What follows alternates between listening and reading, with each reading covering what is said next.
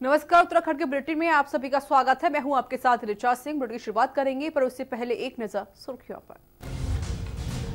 वित्त मंत्री निर्मला सीतारमण ने की घोषणाएं। पीएम और वित्त मंत्री का सीएम त्रिवेंद्र सिंह रावत ने जताया आभार। कहा, वित्त मंत्री की घोषणाओं से राज्यों को वित्तीय संसाधन उपलब्ध होंगे। प्रवासियों को राशन उपलब्ध कराएगी सरकार। खाद्यान्न अधिकारियों और जिलाधिकारियों को दिए निर्देश। वन नेशन वन कार्ड के तहत राशन दिया जाएगा। प्रवासियों को लाने का सिलसिला लगातार जारी। आशा रोड़ी पर लगातार चेकिंग अभियान चलाया जा रहा। प्रवेश की अनुमति होने पर ही लोगों को दी जा रही है एंट्री। आर्थिक संकट से जूझ रहे किसान। भारतीय किसान सभा ने लिखा पीएम को पत्र।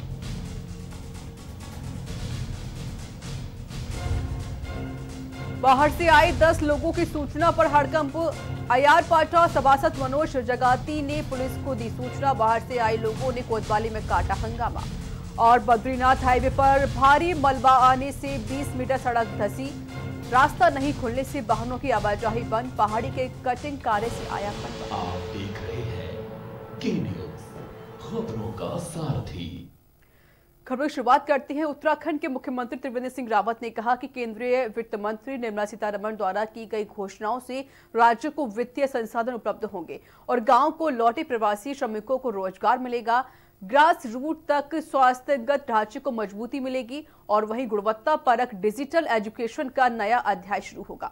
मुख्यमंत्री ने इन सभी घोषणाओं के लिए प्रधानमंत्री नरेंद्र मोदी और केंद्रीय वित्त मंत्री का आभार व्यक्त किया है। मुख्यमंत्री ने कहा कि आज की परिस्थितियों में जो भी किया जा सकता है केंद्र सरकार कर रही है। प्रधानमंत्री नरेंद्र मोदी द्वारा घोषित 20 लाख करोड़ रुपए के पैकेज के अंतर्गत बहुआयामी कदम उठाए गए हैं। प्रभावित लोगों को राहत पहुंचाने के साथ व्यापक सुधार भी किए जा रहे हैं, जिससे आत्मनिर्भर भारत का मार्ग प्रशस्त होगा।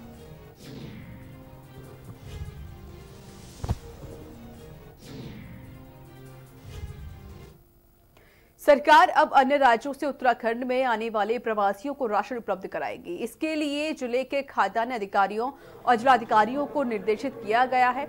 ये जानकारी देते हुए दर्जा प्राप्त राज्य मंत्री वीरेंद्र बिष्ट ने बताया कि जो भी प्रवासी उत्तराखंड आ रहे हैं उन्हें किसी प्रकार की दिक्कत ना हो, इसके लिए सरकार कटिबद्ध है और सरकार की ओर से अब प्रवासियों को जिनका राशन कार्ड किसी भी राज्य का बना हो उन्हें वन नेशन वन कार्ड के तहत राशन दिया जाएगा। और इसके साथ ही जिनका राशन कार्ड नहीं है उन्हें प्रति यूनिट 5 किलो राशन और चावल, जिसमें चावल होगा और 1 किलो दाल होगी, उपलब्ध कराई जाएगी ताकि कोई भी भूखा ना सो।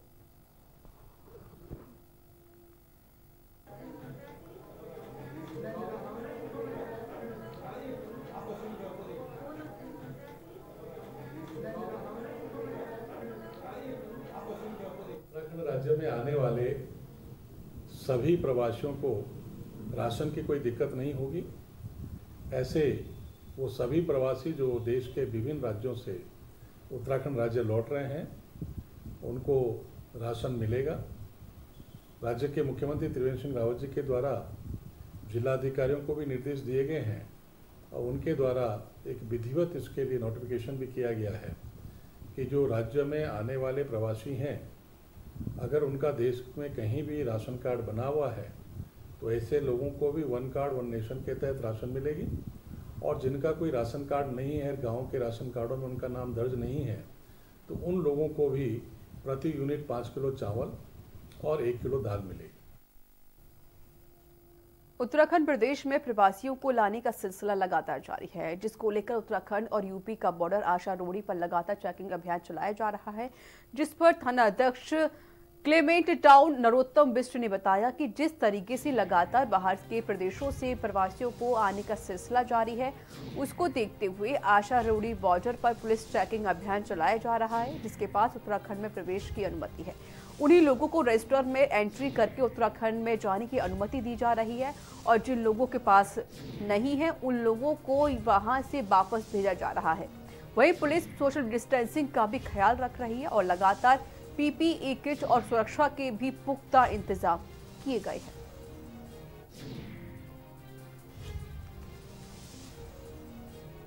जनपद देहरादून में जो भी लोग प्रवेश कर रहे हैं सबसे पहले इनका नाम पता नोट हो रहा है, इनकी परमिशन चेक की जा रही है कि ये लोग परमिशन से आए या बिना परमिशन के। जो लोग परमिशन से आ रहे हैं उनका नाम पता नोट हो रहा है। उसके बाद डॉक्टर्स की टीम द्वारा उनकी थर्मल स्कैनिंग की जा रही है उसके बाद नेक्स्ट स्टेप में उन व्यक्तियों का सैंपल लिया जा रहा है कि वो कोरोना पॉजिटिव तो नहीं है। ये सारी व्यवस्था हमारे द्वारा बनाई गई है। प्रॉपर सोशल डिस्टेंसिंग का ध्यान रखा जा रहा है। जो लोग बिना परमिशन के आ रहे हैं उनको वापस कर दिया जा रहा है। जिलाधिकारी डॉक्टर अजय कुमार जोगदंडे ने गंगोलीहाट, गड़ाई, बैरीनाग और चैकोड़ी क्षेत्र में बने विभिन्न संस्थागत और पंचायत क्वारंटीन केंद्रों का स्थलीय निरीक्षण कर व्यवस्थाओं का जायजा लिया। क्वारंटाइन केंद्रों के निरीक्षण के दौरान जिलाधिकारी ने विभिन्न व्यवस्थाओं को देखा और वहां पर रह रहे लोगों से भोजन आदि के बारे में जानकारी मिली। क्वारंटीन के नियमों का पालन करने की अपील भी की गई और साथ ही जो प्रवासी घरों को आए हैं, यही रहकर अपना स्वरोजगार करना चाहते हैं, उन्हें आवेदन फॉर्म भरकर स्वरोजगार की कार्रवाई की प्रशासन के द्वारा दिलाए जाने का भरोसा दिलाया गया है। अधिकारियों को क्वारंटाइन सेंटरों में लगातार स्वास्थ्य परीक्षण करने और साफ सफाई करने के साथ ही सैनिटाइजर करने के आदेश दिए गए हैं। इस दौरान प्रवासियों ने क्वारंटाइन केंद्रों में मिल रही सुविधाओं पर प्रशासन और सरकार का आभार व्यक्त किया है। इस दौरान संयुक्त मजिस्ट्रेट डॉक्टर सौरभ गहरबार सहित आदि अधिकारी मौजूद रहे।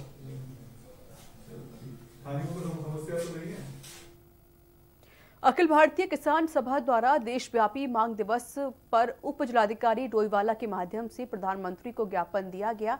इस दौरान क्षेत्र के किसान डोईवाला तहसील पहुंचे और उन्होंने देश में कोविड-19 की रोकथाम हेतु चल रहे लॉकडाउन की वजह से किसानों को हो रहे आर्थिक संकट को दूर करने की मांग की है। किसानों का आरोप है कि एक तरफ अधिक बारिश और ओले गिरने की वजह से अधिकांश फसल नष्ट हो गई है और दूसरी ओर किसानों को गन्ने का बकाया मूल्य भुगतान भी समय पर नहीं मिल पा रहा है। सरकार द्वारा किसानों को दी जाने वाली आर्थिक पैकेज की घोषणा भी पूरी तरीके से कोड़ी साबित हो रही है, जिस कारण देश के अन्नदाता को भारी संकट से जूझना पड़ रहा है। 19 के चलते देश के अंदर एक आपातकाल सा लगा हुआ है और इस महामारी के चलते लॉकडाउन की स्थिति बनी हुई है। ऐसे में देश का किसान बहुत परेशान है। आज किसान समन्वय समिति के आह्वान पर अखिल भारतीय किसान सभा देहरादून भी अपने तमाम जिलाधिकारियों, उप जिलाधिकारियों के माध्यम से माननीय प्रधानमंत्री को ज्ञापन दे रहे हैं। आपने भी इस बीमारी के होते हुए कोई ऐसी घोषणा नहीं की जो कि किसानों को सीधे तौर पर कुछ लाभ हो सके। जो भी है सब, जैसे कि अगर किसानों को क्रेडिट कार्ड दिया गया तो क्रेडिट कार्ड से कोई उनकी ज़िंदगी में आसरा नहीं लगेगा, कर्जा बढ़ेगा। ठीक है, सरकार को ऐसे नए तरीके सोचने चाहिए जिससे कि किसानों को इस दुख की घड़ी में कैश पैसा मिल सके। कोरोना के प्रति लोगों को जागरूक करने के लिए नेहरू युवा केंद्र से जुड़े युवाओं ने बैरीनाग थल प्रौथौरागढ़ मोटर मार्ग में लॉकडाउन में घरों में रहने और सामाजिक दूरी बनाए रखने और कोरोना के प्रति लोगों को जागरूक करने वाली पेंटिंग बनाई है। सड़क के बीच बनाई गई पेंटिंग आकर्षक होने के साथ लोगों को लॉकडाउन का संदेश भी दे रही है। नेहरू युवा केंद्र के राष्ट्रीय स्वयंसेवक योगेश मेहरा के नेतृत्व में युवाओं के द्वारा पेंटिंग बनाने का अभियान चलाया जा रहा है। अभियान लॉकडाउन अवधि में जारी रहेगा।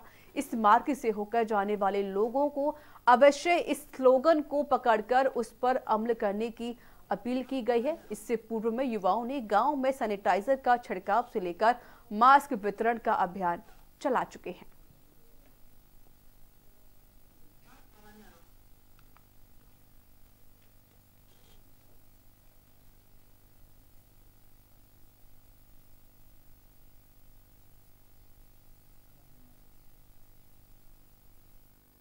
डोईवाला और देहरादून की नदियों में सफाई का काम चल रहा है, जिससे डोईवाला के तमाम खनन कारोबारी इन नदी और नालों से निकलने वाली खनन सामग्री को ट्रक और डंपर से भरकर फतेहपुर माजरी के स्क्रीनिंग प्लांट तक लेके जा रहे हैं, जिससे फतेहपुर में धूल मिट्टी उड़ने से जहां गांव के लोग परेशान हैं, तो वहीं लगातार डंपर चलने से गांव की सड़कें बदहाल और क्षतिग्रस्त हो गई हैं।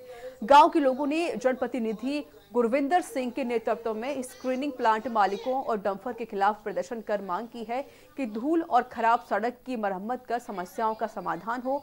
मौके पर डोईवाला तहसील के नायब तहसीलदार पहुंचे और ग्रामीणों की समस्या को सुना और जल्द ही सभी मांगें उचित कार्रवाई का आश्वासन दिया।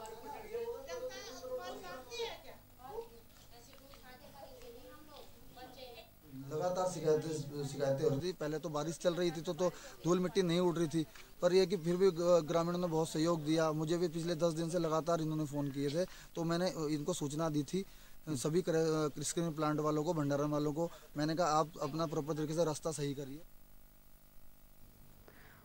नैनीताल के अयार पाटा क्षेत्र में शनिवार शाम 3 गाड़ियों में बाहर से आए 10 लोगों के एक गुलाटी हाउस में पहुंचने से क्षेत्र के लोगों में हड़कंप मच गया, जिसकी सूचना अयार पाटा सभासद मनोज जगाती ने पुलिस को दी।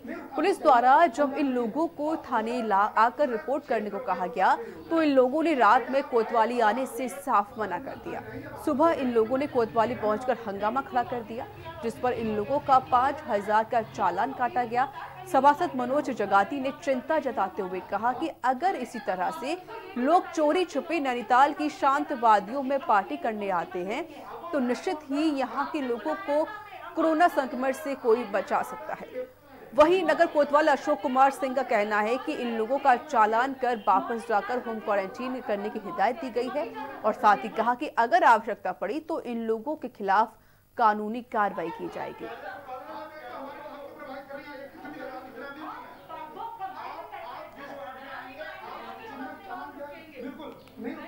नहीं आप लोग चाहिए आके हम यहाँ रखिए और पूरा वहाँ का पूरा क्षेत्र के लोग आपके विरोध में भैया आप आए अब आप 14 दिन अंदर रहेंगे बाहर से लोग रहने वाले नहीं कोई बात नहीं sir we are understood what you are saying आप समझ में आ गया no we will go back and we will हमने सूचना मिली कि 5 से 6 बजे के बीच में 3 गाड़ियाँ जो है आरपाटा के विभिन्न मार्गों में घूम रही है और तो हम लोगों ने जब पता करा तो पता चला कि एक गुलाटी हाउस करके एक कोठी है, वहाँ पर आके गाड़ी रुकी तो उसकी तत्काल हमने सूचना जो है पुलिस यहाँ थाने में दी और बाद में पता चला कि ये लोग 10 थे और उन्होंने अपनी संख्या सिर्फ 8 लोगों की बताई, 2 लोगों को इन्होंने छिपाया। साथ ही साथ जब उनसे पूछा गया कि आपका मेडिकल है तो उन्होंने साफ मना कर दिया और उन्होंने थाने आने से मना कर दिया। अभी तक हमारा नैनीताल बचा हुआ है और अगर यही स्थिति रही, ऐसे लोग यहाँ आते रहे, फ्लैटों में पार्टी करते रहे, रास्तों में घूमते रहे तो हम भी जो है कोरोना के महामारी की चपेट में बहुत ही चल जाएंगे। ये कल लोग बिना सूचना दिए आयरपाटे में आए, एक मकान में रुके थे, 10 लोग थे। इन मोहल्ले वालों को फोन आया तो जिस संबंध में कांस्टेबल गया, इनके द्वारा ना तो अपना मेडिकल कराया गया था, ना ही जो है यहाँ पर सूचना दी, ना ही हॉस्पिटल में कोई सूचना दी। लेकिन अब ये सुबह आकर इन लोगों ने उत्पात मचाना शुरू कर दिया यहाँ पर कि किस कारण लोगों को बुलाया गया। आप लोगों के समक्ष बात थी जिस कारण इन लोगों का 5,000 रुपये का जो है नकद चालान किया 83 के तहत उत्पात मचाने के लिए और इन्हें अभी भी हिदायत किया गया है ये जाएंगे सीधे जो है जो इन्होंने मेडिकल करवाएं और इस संबंध में सूचना जो है संबंधित थाने में देंगे कि हम लोग 1-2 दिन वहाँ पर रहकर आए। ऑलरेडी जो है कानूनी कार्रवाई कर रखी है। और यहाँ वक्त छोटे से ब्रेक का हो चला है, ब्रेक के बाद जल्द हाजिर होंगे।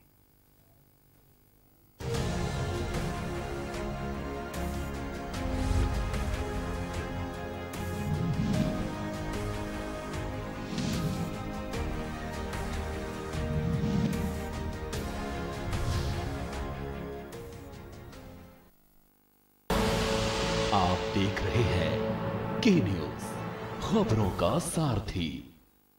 घातक वायरस की सबसे तेज इंटरनेशनल अपडेट्स दिखाते हैं। कोरोना पर सबसे भरोसेमंद, संतुलित और संपूर्ण खबर बताते हैं। सत्य और तथ्य के साथ खबर, प्रयोग की प्रामाणिकता पर मोहर। लॉकडाउन में कोरोना पर नॉन स्टॉप कवरेज जारी है। TV9 भारतवर्ष, अब तो सब देख रहे हैं। आप देख रहे हैं के न्यूज, खबरों का सारथी। लॉकडाउन में छूट मिलने के बाद बाहर से आ रहे प्रवासियों को लेकर नगर के लोगों में नाराजगी देखने को मिल रही है। नगर के लोगों का आरोप है कि बाहर से आ रहे लोगों को होम क्वारंटाइन कराया गया है, लेकिन इनमें से कई लोग होम क्वारंटाइन न होकर बाजारों में खुलेआम घूम रहे हैं, जिससे खतरा बना हुआ है। मामले की जिलाधिकारी नितिन भदौरिया ने कहा कि बाहर से आ रहे लोगों की स्क्रीनिंग के लिए जिले में 4 जगहों पर लोधिया बैरियर, मोतिया पाथर, मुहान भोजान में चेक पोस्ट बनाए गए हैं, जहां से बाहर से आ रहे लोगों का स्वास्थ्य परीक्षण किया जा रहा है और संदिग्ध पाए जाने वाले लोगों को बेस के कोरोना हॉस्पिटल में भर्ती किया जा रहा है।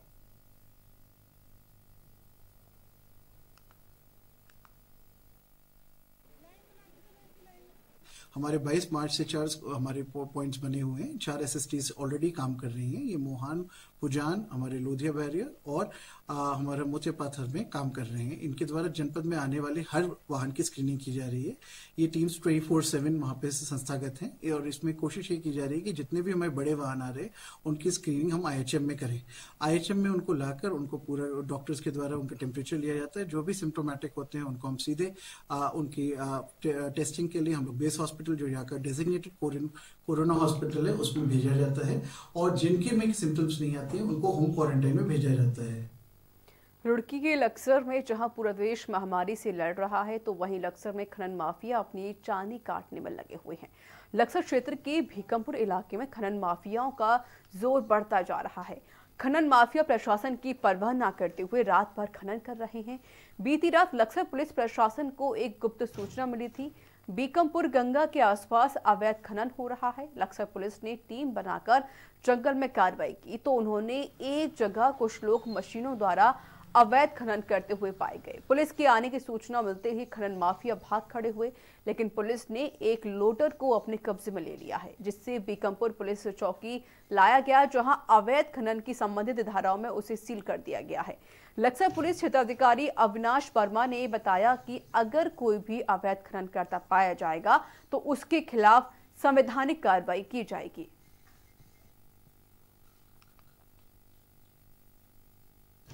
चौकी क्षेत्र का है और सूचना मिली थी कि एक लोडर द्वारा खनन किया जा रहा है। मौके पर जो चौकी इंचार्ज हैं आदित्य शर्मा, वो गए थे और उन्होंने संबंधित व्यक्ति से, जो लोडर चालक था, उससे पूछताछ की और अनुमति पत्र मांगे और अन्य कागजात मांगे, तो कोई भी तरह के कागज और अनुमति पत्र प्रस्तुत नहीं किए गए।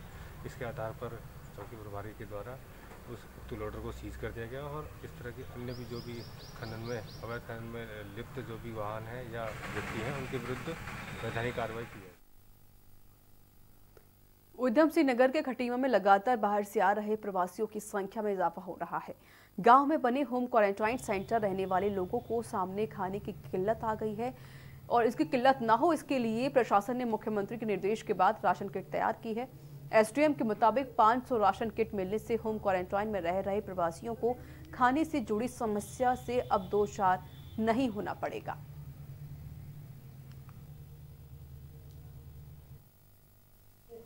माननीय मुख्यमंत्री जी के सौजन्य से जिला प्रशासन से हमें 500 राशन की किट प्राप्त हुई हैं। ये किटें ऐसे व्यक्ति को दी जानी है जो कि प्रवासी हैं और अभी विलेज क्वारंटाइन में ये लोग रह रहे हैं, जिनके पास खाने की दिक्कत है उनको, तो उनके घर पर ये किट दी जाएंगी, जहाँ से कि सुगमतापूर्वक उनको खाना बनाकर उनको दिया जा सके और उनके सामने खाद्यान्न की समस्या पैदा न हो। रुड़की के कलियर थाना क्षेत्र के महमूदपुर गांव में पानी निकासी के विवाद में दो पक्षों में खूनी संघर्ष हो गया, जिसमें एक पक्ष द्वारा दूसरे पक्ष पर धारदार हथियार से हमला किया गया, जिसमें एक पक्ष के 4 लोग गंभीर रूप से घायल हुए हैं और वहीं दूसरे पक्ष के 2 लोगों को हल्की चोटें आई हैं। जिसके बाद सूचना मिलते ही मौके पर पहुंची पुलिस ने मामले को बमुश्किल शांत कराया और घायलों को उपचार के लिए सिविल अस्पताल लाया गया, जहां उनका उपचार जारी है, जिसमें पुलिस ने दोनों पक्षों की ओर से मिली तहरीर के आधार पर दोनों पक्षों के लोगों पर गंभीर धाराओं में मुकदमा दर्ज किया है।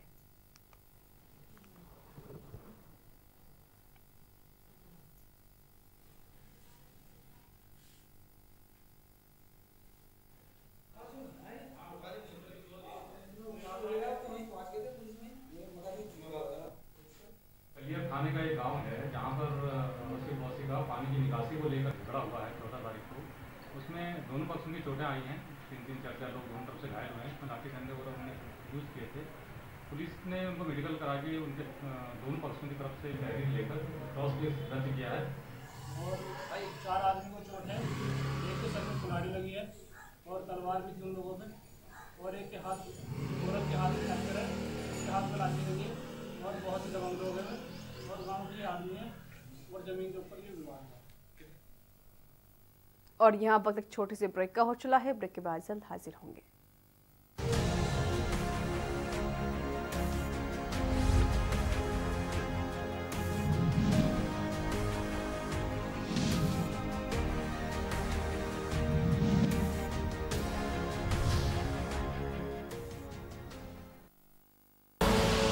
आप देख रहे हैं के न्यूज, खबरों का सारथी।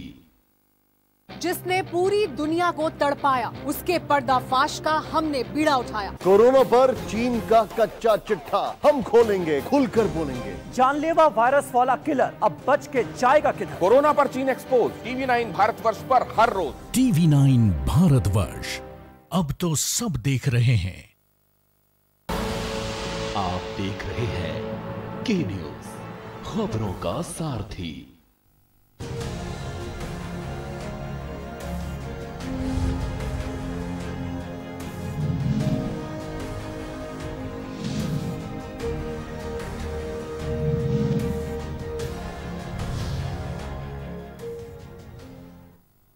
ब्रेक के बाद स्वागत है। खबरों में आगे बढ़ते हैं। उत्तराखंड के विभिन्न प्रांतों में फंसे श्रमिकों को लेकर एक स्पेशल ट्रेन लालकुआं जंक्शन पहुंचेगी। ट्रेन आने को लेकर प्रशासन ने खास तैयारियां की हैं, जिसका जायजा लालकुआं से के न्यूज संवाददाता उमेश पंत ने लिया। उत्तराखंड के फंसे तमाम जो यात्री बाहर थे, उनको लेकर एक स्पेशल ट्रेन आज लालकुआं जंक्शन पहुंचेगी। हालांकि अभी उस टाइम का भले ही समय निर्धारित नहीं हुआ हो, पर तैयारी के संग पूरा जिला प्रशासन यहाँ मुस्तैद है। ठीक मेरे पीछे देख सकते हैं आप, तमाम जो अधिकारी हैं, जो पुलिसकर्मी हैं, वो अपनी ड्यूटी का मोर्चा संभाले हुए हैं।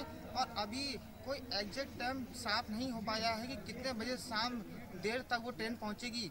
हालांकि 1400 जो फंसे उत्तराखंड के लोग हैं इस कोरोना वायरस के चलते, उनको वो ट्रेन लेके आएगी। और करीब 4 से 5 जिले ऐसे हैं जो जहां के वो लोग हैं, उनको अपने घरों को भेजा जाएगा। और करीब उत्तराखंड परिवहन निगम की करीब 60 बसें इसमें लगाई गई हैं। इसके चलते GRP, RPF, स्थानीय पुलिस और जिला प्रशासन का तमाम वो अधिकारी और कर्मचारी इस लड़ाई को लड़ने के लिए मुस्तैद है और उन सभी यात्रियों को अपने घर भेजने के लिए मुस्तैद बैठा हुआ है। ऐसे में देखना होगा देर कब तक वो ट्रेन पहुंचेगी और 1400 जो उत्तराखंड के लोग हैं कोरोना वायरस के चलते जो फंसे हुए थे, उनको कैसे तमाम सुविधाओं के बीच उनके घर भेजा जाएगा। उमेश पंत, के न्यूज, लालकुआं। मंगलौर के छबरेड़ा के कोटवाल आलमपुर में गांव में पुरानी रंजिश के चलते जमकर फायरिंग की गई और धारदार हथियार चले। फायरिंग में 2 लोगों को गोली लगी है, जबकि 6 लोग दोनों पक्षों की तरफ से घायल हो गए हैं। गोली लगने वालों में से एक 12 साल का बच्चा भी शामिल है। सभी घायलों को उपचार के लिए सिविल अस्पताल में भर्ती कराया गया है, जिनमें 2 की हालत तो गंभीर को देखते हुए उनको हायर सेंटर रेफर कर दिया गया। ग्रामीणों के मुताबिक कुछ दिन पूर्व कोटवाल आलमपुर गाँव निवासी शहनवाज पर गांव लौटते समय कुछ लोगों ने जानलेवा हमला कर दिया था, जिसकी सूचना उनसे अगले दिन छबरेड़ा पुलिस को दी गई थी। फिलहाल गांव में भारी तनाव को देखते हुए PAC के साथ साथ भारी पुलिस फोर्स तैनात किया गया है। घटना हुई है जिसमें एक बालक को गोली लगी है और एक अन्य व्यक्ति के मुंह पर छर्रा लगने की बात सामने आई है। कुछ अन्य लोग भी घायल हैं।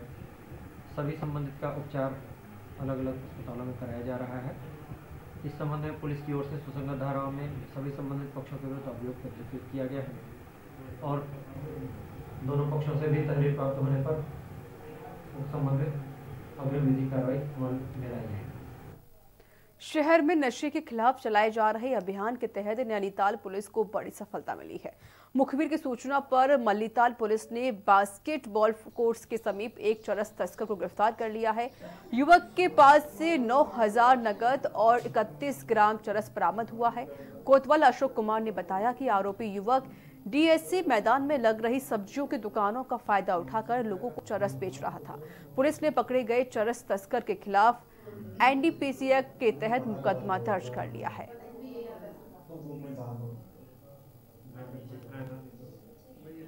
SSI साहब यूनुस साहब ने अपने साथ में हमराइयों के ये बास्केट ग्राउंड जो है फ्लैट में यहाँ से एक व्यक्ति के पास से 31.5 ग्राम जो है चरस पकड़ी गई थी। सूचना तो मौके पर पकड़ा और उससे करीब 9500 रुपये बरामद हुए हैं।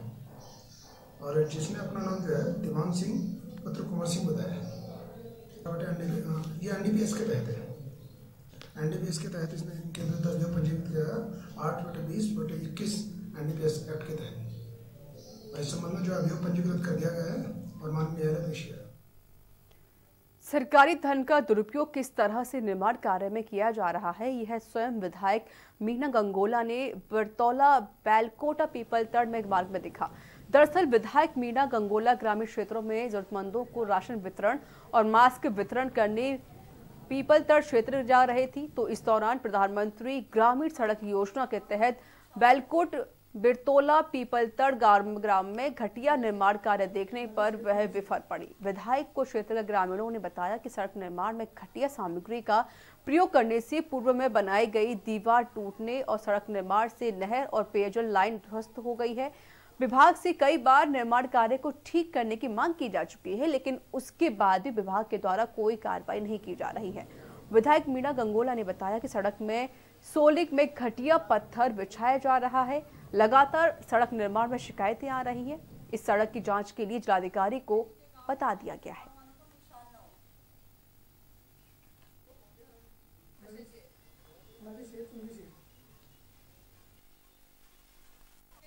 इस सड़क में क्षेत्रीय जनता को काफी रोष है और काफी परेशान है, नाराज हैं लोग। और सड़क में जो काम होना चाहिए था गुणवत्ता पूर्वक वो नहीं हुआ है और पूरी दीवारें बिल्कुल कच्चे पत्थर से बने हुए हैं, वो गिर भी चुके हैं बिना बारिश के ही।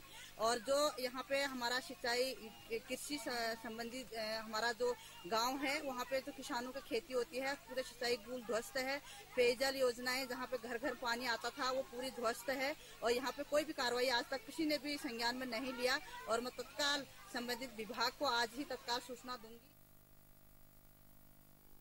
कोरोना संक्रमण से लॉकडाउन के चलते खनन कार्य भी बंद पड़ा है, लेकिन लॉकडाउन के तीसरे चरण में सरकार ने कोसी नदी खनन स्वीकृति प्रदान करने का निर्णय लिया। खनन पट्टों को शुरू करने के आदेश दे दिए गए थे। श्रम जिलाधिकारी अनिल पुरोहित और क्षेत्रीय श्रम अधिकारी HRRA ने कोसी खनन पट्टों का निरीक्षण किया।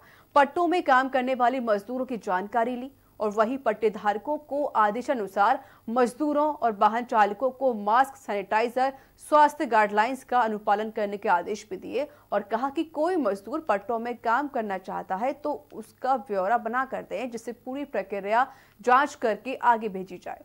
वहीं खनन कारोबारियों और मजदूरों ने श्रम अधिकारियों का जमकर विरोध किया और अधिकारियों के खिलाफ प्रदर्शन भी किया।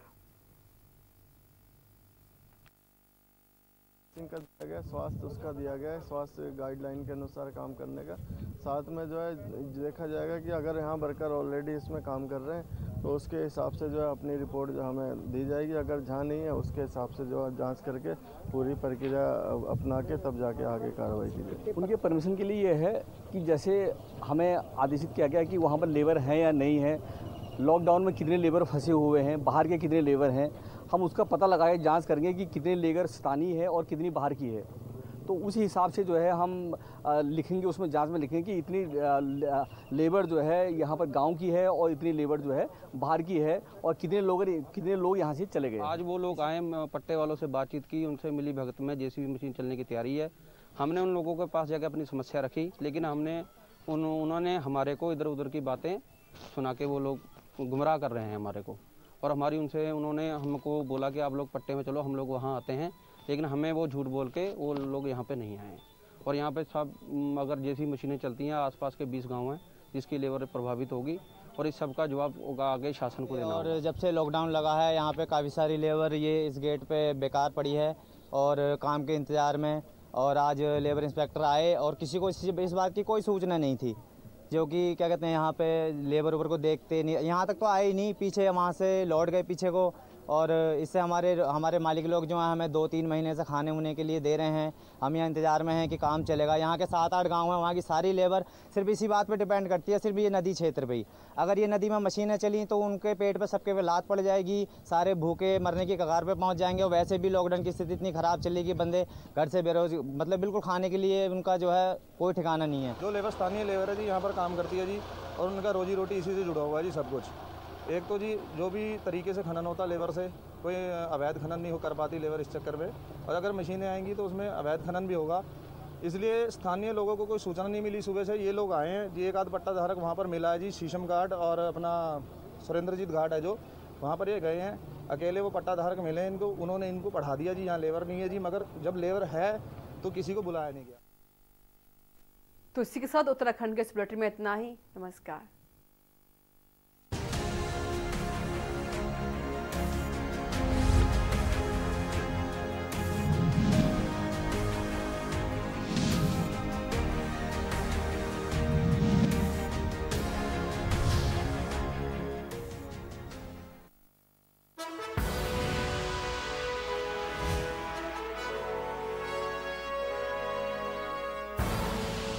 आप देख रहे हैं के न्यूज, खबरों का सारथी।